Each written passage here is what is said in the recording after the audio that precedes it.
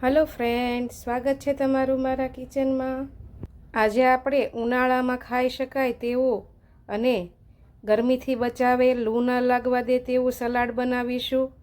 काची डુંગળીનું आ सलाड जो तमे एकवार बनावशो तो जमवानो स्वाद पण बमणो करी देशे ने साथे साथे गरमीमां पण राहत आपशे। डુંગળીનું સલાડ જમવામાં બધા જ સાથે લે છે, પણ આજે આપણે થોડુંક અલગ અને યુનિક રીતે બનાવશું। તેનો ટેસ્ટ બધાને પસંદ આવશે। જો મારી વિડીયો જોતા હો ને ચેનલ ઉપર નવા હો તો ચેનલ સબસ્ક્રાઈબ કરવું ભૂલતા નહીં, અને વિડીયો ગમે તો વધુમાં વધુ શેર કરજો। બેલ આઇકન જરૂરથી દબાવજો જેથી તમને મારી નવી નવી રેસીપીના નોટિફિકેશન મળતા રહે। તો ડુંગળીનું સલાડ બનાવવા માટે મેં 2 મીડિયમ સાઇઝની ડુંગળી લઈ લીધી છે। તેનો ઉપર નીચેનો ભાગ કટ કરીને આપણે ઉપરના ફોતરા લઈ લેશું અને હવે તેને આવી રીતે ગોળ ગોળ રિંગ્સમાં કટ કરી લેવાના છે। તાસીરમાં ગરમ ગણાતી ડુંગળી ઉનાળામાં ખાવાથી લૂથી બચાવે છે। તમે ડુંગળીનો કોઈ પણ શેપ કરી શકો, પણ જો રેસ્ટોરન્ટ સ્ટાઇલ બનાવવું હોય તો આવી રીતે ગોળ રિંગ્સમાં કટ કરીને તેની બધી જ રીંગું આપણે આવી રીતે એકદમ જુદી જુદી કરી લેશું અને રેસ્ટોરન્ટ જેવું સહેજ પણ ઢીલું ન પડે અને કડક ને કડક રહે તેવું સલાડ બનાવવા માટે આપણે એક ટિપ્સનો ઉપયોગ કરીશું। બધી જ રીંગો આવી રીતે જુદી પડી જાય પછી એક બાઉલમાં આપણે બરફ એડ કરીશું, અંદાજે 1 કપ જેટલો, અને 2 કપ જેટલું તેમાં બીજું નોર્મલ પાણી ઉમેરીને હવે જે આપણે ડુંગળીની રીંગ બનાવી છે તે તેમાં એડ કરી દેશું અને 10 મિનિટ માટે ડુંગળીને તેમાં રહેવા દેશું। આ રીતે કરવાથી તમારી સલાડ એકદમ કડક રહેશે, જે રેસ્ટોરન્ટમાં બનાવીને આપવામાં આવે છે તેવું જ રહેશે। હવે ત્યાં સુધીમાં આપણે તેના માટે ચટણી બનાવી લેશું।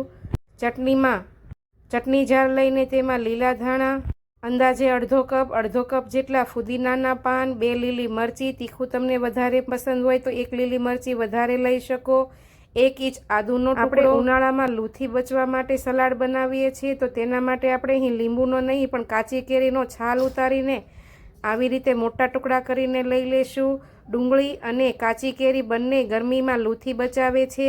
સ્વાદ પ્રમાણે તેમાં મીઠું એડ કરીશું, આખું જીરું અડધી ચમચી જેટલું, અને થોડું એવું ઠંડુ પાણી એડ કરીશું આપણે, અને એકદમ ફાઇન પેસ્ટ બનાવી લેશું। આ પેસ્ટ અધકચરી ક્રશ થઈ જાય એટલે તેને ખોલીને આપણે તેમાં અડધી ચમચી જેટલી ખાંડ ઉમેરીશું અને ફરી પાછું એકદમ પેસ્ટ જેવું મિક્સર ગ્રાઇન્ડરમાં મૂકીને તૈયાર કરી લેશું। તો સરસ એવી પેસ્ટ તૈયાર થઈ ગઈ છે। હવે આપણે સલાડ બનાવવાનું ચાલુ કરીશું। બને ત્યાં સુધી જ્યારે જમવા બેસવાનો સમય થાય ત્યારે જ સલાડ બનાવવું તાજું।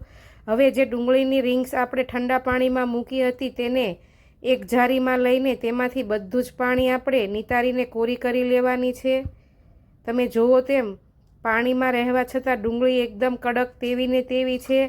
આમ કરવાથી ડુંગળીમાં રહેલી તીખાશ પણ નીકળી જશે અને સલાડ તમારું એકદમ રેસ્ટોરન્ટ કે હોટલ જેવું બનશે। હવે આ રિંગ્સને જેમાં આપણે સલાડ બનાવવાનું હોય તે પ્લેટમાં મૂકી દેશું બધી જ રિંગ્સને,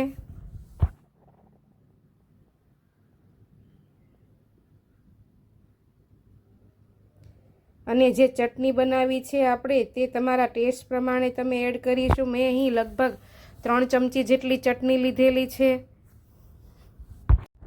અને તેમાં એકદમ મોળું ઢેફા જેવું જે ઘાટું દહીં આવે છે તે આપણે 2 થી 3 ચમચી જેટલું એડ કરીશું। 1 ચમચી જેટલું શેકેલા જીરાનો પાવડર અને અડધી ચમચી જેટલો ચાટ મસાલો એડ કરીશું।